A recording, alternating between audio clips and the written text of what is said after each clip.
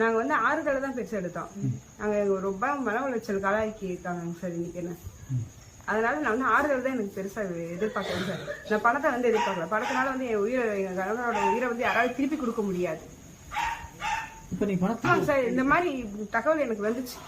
என் பேரை மிஸ்யூஸ் பண்ணி போயிருக்காங்க. தகவல் தெரிஞ்சோட நான் போய் பணத்தை ரிட்டர்ன் பண்ணிட்டு வந்துட்டேன். பேங்க்ல 20 லட்சம் பணம் போட்டிருந்தாங்க. ஆனா வந்து அவர் நேர்ல வந்து எங்களுக்கு ஆறுதல் தெரிவிச்சு போறதான் முதல்ல சொல்லியிருந்தாங்க. அதனால நாங்க அதை பெருசா எடுத்துக்கல. ஆனா 20 லட்சம் பணம் போட்டப்ப சொல்லவும் இல்லை, அவங்க போட்டுட்டாங்க. இன்னைக்கு அவர் நேர்ல வருவாருன்னு எதிர்பார்த்தா அவர் வரல. எங்களை சொல்லியிருந்தாங்க நாங்க வந்து நேர்ல வரணும், நாங்களா போக விருப்பம் இல்லை. எந்த கூட்டத்துக்கு போய் தான் என் கணவர் இறந்துட்டாரு சார். மறுபடியும் எந்த கூட்டத்துக்கும் நாங்க போகல.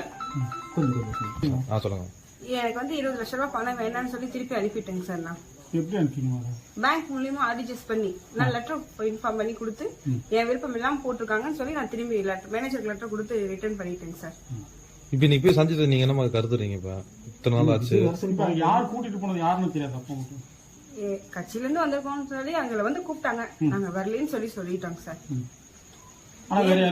வேற யாரோ எங்களோட பேரை மிஸ்யூஸ் பண்ணி யாரோ போயிருக்காங்க. அது எப்படி தெரியும் உங்களுக்கு? அவங்க வேற யாரோ போயிருக்காங்க, அதாவது டிவில போட்டுருக்காங்க.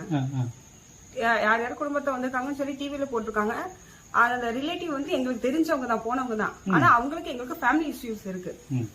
அவங்க வந்து போனதா எதுவும் இன்ஃபார்மும் பண்ணல, எதுவும் பண்ணல. இவங்க பாட்டுக்கு போயிருக்காங்க. அவங்களும் இவங்களை கூட்டு போலன்னு யாரும் சொல்லவும் இல்லை. எங்களுக்கு இன்னொருத்தவங்க மூலியமா தான் தகவல் தெரிஞ்சிச்சு. டிவில பார்த்தவங்க எங்களுக்கு இன்ஃபார்ம் பண்ணவும் தான் சார் எனக்கு தெரிஞ்சது.